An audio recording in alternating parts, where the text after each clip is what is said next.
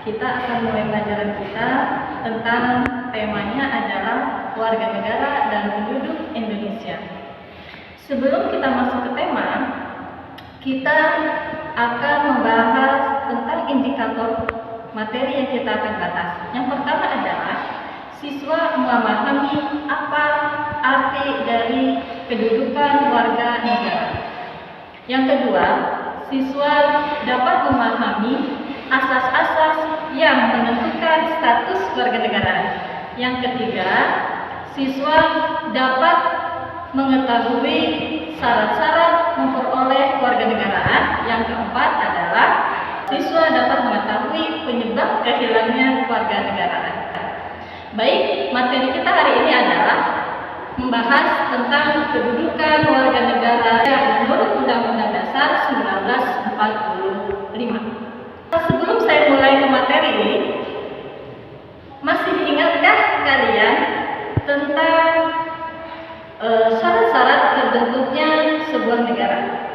Yang pertama adalah pemerintah, yang kedua adalah wilayah, yang ketiga adalah penduduk. Kamu tahu nggak arti penduduk? Penduduk adalah orang yang mendiami sebuah wilayah. Sedangkan yang bukan penduduk adalah orang yang mendiami sebuah wilayah tapi tujuannya tidak untuk menetap. Sedangkan secara hukum keterkaitan antara penduduk dengan bukan penduduk maka nanti akan digolongkan menjadi dua, yaitu ada warga negara dan ada bukan warga negara. Apa sih warga negara? Warga negara adalah orang yang secara sah atau secara hukum mendiami sebuah negara. Sedangkan orang yang dikatakan sebagai bukan warga negara adalah orang asing atau warga negara asing. Jadi perbedaannya di mana?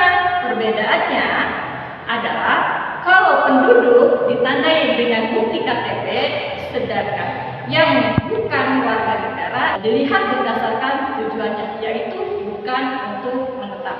Saya ambil contoh, orang asing yang datang ke Indonesia tetapi tujuannya hanya untuk berkunjung ataupun berwisata. Baik, sampai situ sudah paham ya? Kalau sudah paham, kita akan ke materi berikutnya, yaitu asas yang menentukan status warganegaraan seseorang. Yang pertama adalah asas biasanya dibagi menjadi dua, yaitu berdasarkan asas kelahiran. Yang kedua, asas naturalisasi. Kalau yang asas berdasarkan kelahiran secara lazim dikenal ada dua, yaitu asas ius soli, yang kedua adalah asas ius sanguinis. Apa sih asas ius soli? Asas ius soli adalah asas yang menentukan seseorang atau menentukan status warganegara seseorang berdasarkan tempat kelahiran. Bagaimana contohnya? Contohnya misalnya, Dewi lahir di negara A, sedangkan orang tuanya berstatus negara B. Karena Dewi dilahirkan di negara A, maka asas apa yang dianut oleh Dewi tersebut? Maka asas yang dianut oleh Dewi tersebut adalah asas kelahiran negara A. Sedangkan yang kedua adalah asas ius sanguinis. Asas ius sanguinis adalah asas yang menentukan status warganegaraan seseorang berdasarkan keturunan. Keturunan siapa? Keturunan dari orang tuanya. Berupa apa? Suku, negara, ataupun tempat kelahiran orang tuanya. Seperti apa contohnya? Contohnya adalah seseorang yang dilahirkan di negara A, kemudian orang tuanya berasal dari negara B, maka anak tersebut berasal dari negara A. Sampai situ paham ya? Baik, saya lanjutkan. Karena tadi kita sudah membahas tentang asas, maka dari kedua asas yang tadi akan menyebabkan beberapa kemungkinan yang terjadi pada status warga negara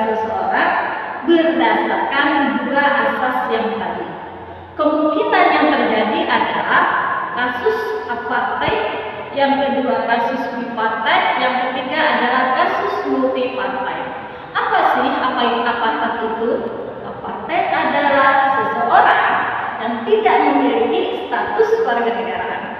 Sedangkan yang bipartite adalah seseorang yang memang memiliki dua warganegaraan.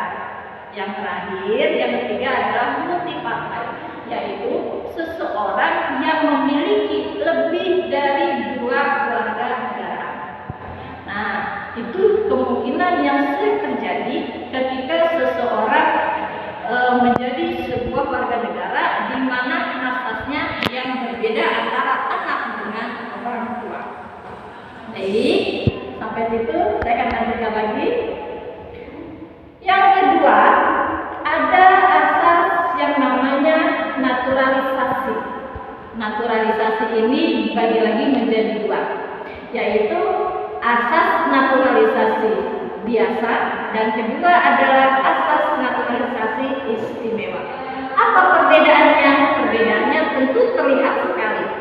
Ketika orang yang menganut asas naturalisasi biasa, maka warga negara asing yang ingin menjadi warga negara Indonesia harus mengikuti persyaratan-persyaratan yang sudah ditetapkan oleh Undang-Undang Negara Indonesia.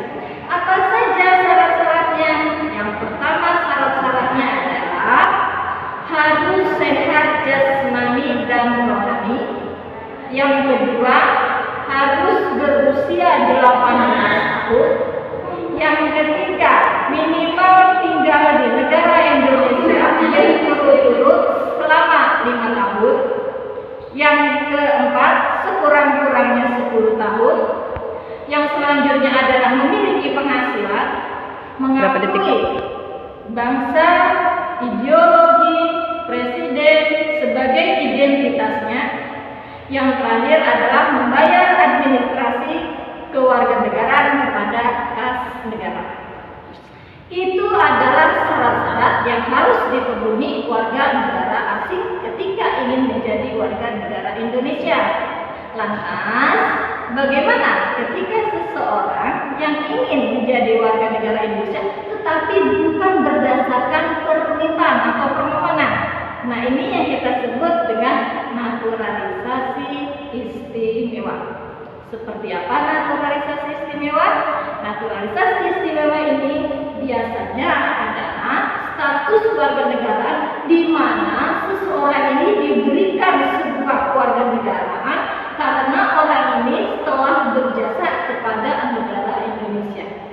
Asalkan dengan ketentuan yang sudah ditetapkan oleh Dewan Perwakilan Rakyat Republik Indonesia. Sudah paham ya materi tentang asas-asas kewarganegaraan? Demikianlah materi yang sudah Ibu bahas. Mudah-mudahan kalian bisa mempelajari dan bisa memahaminya. Untuk materi-materi yang akan selanjutnya, nanti kita akan bahas pada